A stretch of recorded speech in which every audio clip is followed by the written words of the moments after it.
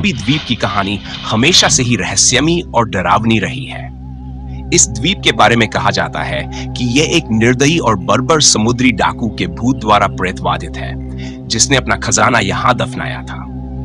कहा जाता है कि हर रात अंधेरा होते ही समुद्री डाकू का भूत अपने सोने की रक्षा के लिए लौट आता है। मेरे नाम रमेश है और मैं हमेशा से ही इन कहानियों पर विश्वास नहीं करता था।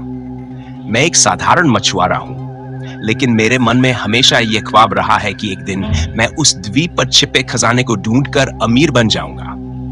एक रात जब चांद अपनी पूरी चमक में था, मैंने अपने घर से निकलने का निश्चय किया और अपने छोटे नाव की ओर बढ़ गया। मैंने अपनी नाव को द्वीप की ओर मोड़ा और कुछ ही समय में मैं वहां पहुंच गया। द्वीप के तट पर पहुंचते ही मैंने नाव को खींचकर किनारे पर बांध दिया।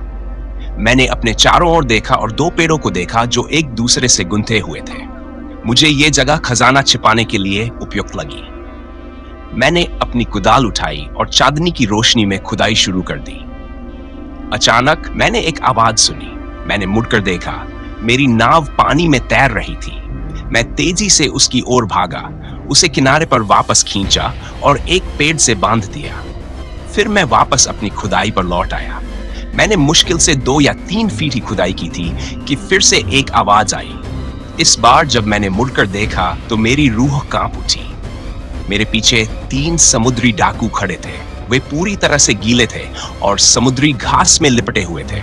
उनके चेहरे गुस्से में तमतमाए हुए थे और उनके हाथों में लंबी खून से सनी चाकू थी। मैं डर से कांपने लगा। मैंने अपनी कुदाल छोड़ दी, घुटनों पर गिर पड़ा और अपनी जान की भीख मांगने लगा। तभी मेरी प्रार्थना पूरी होते ही वे भूत अचानक गायब हो गए। मैंने राहत की सांस ली और अपनी नाव की ओर भागा। मैंने उसे पानी में धकेला और अपनी जान बचाने के लिए तेजी से चप्पू चलाने लगा, लेकिन मैं अभी भी सुरक्षित नहीं था। जब मैंने पीछे मुड़कर देखा तो देखा कि एक विशाल समुद्री डाकू मेरी नाव में बैठा था। उसके कोट के ऊपर एक चौड़ी पट्टी थी और उसके कानों में लंबे झुमके थे जो चांदनी में आग के गोले की तरह चमक रहे थे। वह पूरी तरह से गीला था। उसके बालों में समुद्री घास उलझी हुई थी और उसकी लंबी काली दाढ़ी में झींगे रेंग रहे थे। उसके एक हाथ में एक पिस्तौल थी और दूसरे में एक खून से सनी तलवार।